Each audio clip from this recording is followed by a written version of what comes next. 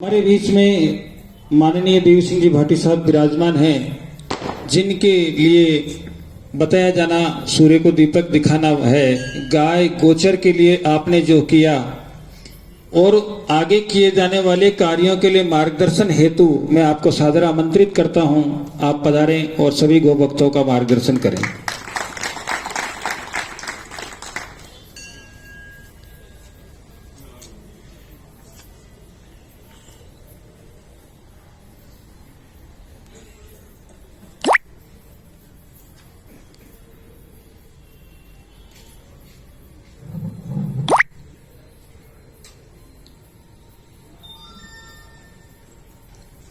महान विभूति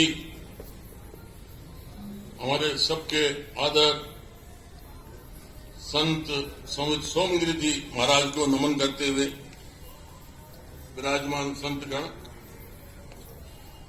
और गौ प्रेमियों,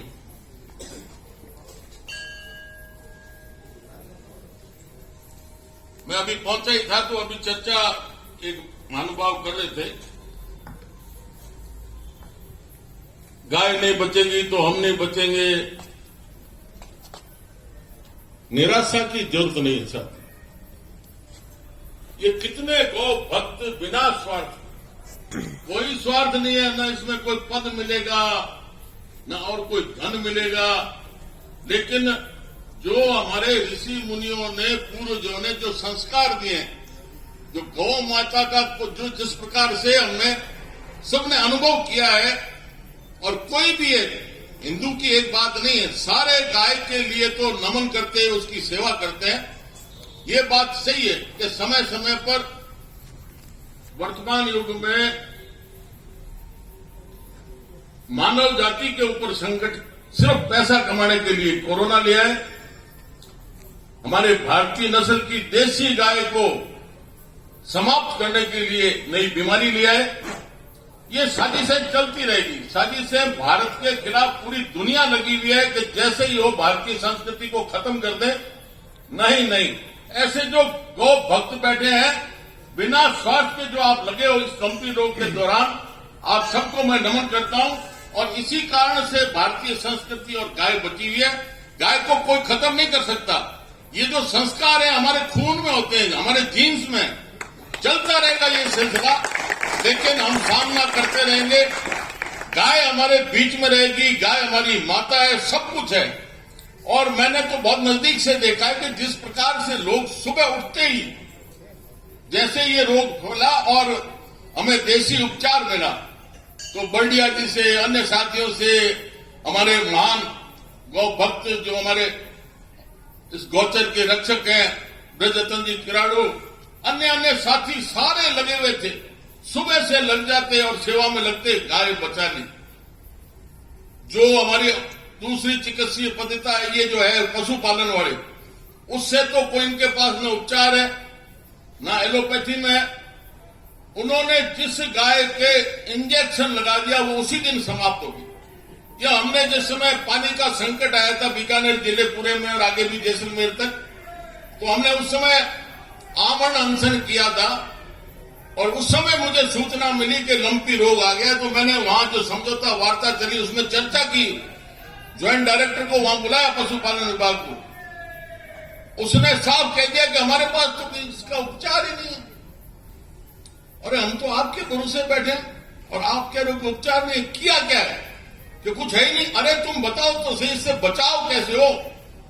तो उस महानुभाव ने कह दिया कि साहब जो गाय बीमार हो जाए उसको अन्य गायों से अलग कर दो। और ये भी तो तुमने प्रेस नोट वगैरह व्हाट्सएप पर कहीं डालते तो सही, पर उसके भरोसे हम नहीं रहे और हम लग गए।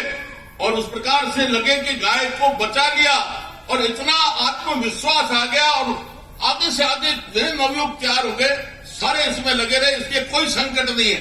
देखिए, इस सरकार के भरोसे जो व्यवस्था है उसके भरोसे कुछ नहीं हो सकता। हमारे पूर्वजों ने बहुत लंबी आगे की सोच के शून्य खर्च आधारित अर्थव्यवस्था हमें दी थी और उसी में गाय को बचाने के लिए गौचर जगह जगह गांवों में छोड़ी गई। लेकिन गौचर के ऊपर संकट, ओरण के ऊपर संकट, हमारे तालाब आगोर पर संकट, लेकिन हमारे किराड़ू जैसे योद्धा हैं, ये लड़ते रहे हड्डियां तुड़वा ली, सिर फुड़ा दिया, अस्पताल में भर्ती हो गए, लेकिन गौचर को नहीं जाने। क्या स्वार्थ है? बिना स्वार्थ के लगे रहे। जब सरे नथानियान गोचर जो 23,000 बीघों में वो बच गई, और उसके बाद में जब समाज खड़ा हुआ तो उसके 4 दीवारी बननी शुरू हो गई। उसके अलग अलग गौचर के इसके अंदर ब्लॉक बना दिए गए, सेवन घास के ट्यूबवेल लगे, तालाब खुद गए, और उसको देख के सुजान देसर में हमारी सारी टीम ने लग के वहां भी 4 दीवारी बना दी। वहां उसके अंदर छापर के अंदर लोगों ने गौचर की 4 दीवारी चालू कर दी, जैसलमेर में, मारवाड़ में। तो ये हम खत्म होने वाले नहीं है, न गाय को खत्म होने देंगे, न गौचर को खत्म होने देंगे। ये विश्वास हमारे अंदर है। कौन सिखा रहा है हमें आज आके? कोई नहीं सिखा रहा, पर अंदर हमारे जो भाव है, संस्कार है, हमारे खून में है। इसलिए न तो हम भारतीय संस्कृति को खत्म होने देंगे, न गाय को खत्म होने देंगे। और ये वीर जिस प्रकार से लगे हुए हैं, और इनको मैं इतना नमन करता हूं, क्योंकि मैं सुबह से शाम तक देखता था इसमें आपके जो सरे नथानियान गौचर है, सुजान देसर वाली गौचर है, क्या इनके वो लगन, क्या इनका मतलब समर्पण। कोई चिंता नहीं है खाने की, पीने की, पहनने की, मतलब निस्वार्थ भाव से कोई सेवा। वरना आज राजनीति में जाओ और क्षेत्र में जाओ, वहां तो कुछ धंधे की कुछ बातें करो, कुछ पैसा जोड़ो, लेकिन ऐसी महान विभूतियां सुबह से शाम तक लगे रहते, और आखिर में लंपी रोग को निराश करके भगा दिया और गाय को बचा लिया। उन सबको मैं नमन करता हूं। मैं लंबी बात नहीं करूंगा, निराशा की जरूरत नहीं है, हम सब उसके लिए तैयार हैं। और आगे भी अगर कोई संकट आएगा तो हम वहीं खड़े रहेंगे, गाय को बचाएंगे, गौचर को बचाएंगे। और ये जो आयोजन किया है, उन महानुभावों का जो सम्मान करने के लिए, लंपी रोग में जिन्होंने सेवाएं दी, उसका आयोजन किया, उसके लिए जो आयोजक है उनको मैं नमन करता हूं, धन्यवाद देता हूं। जय हिंद।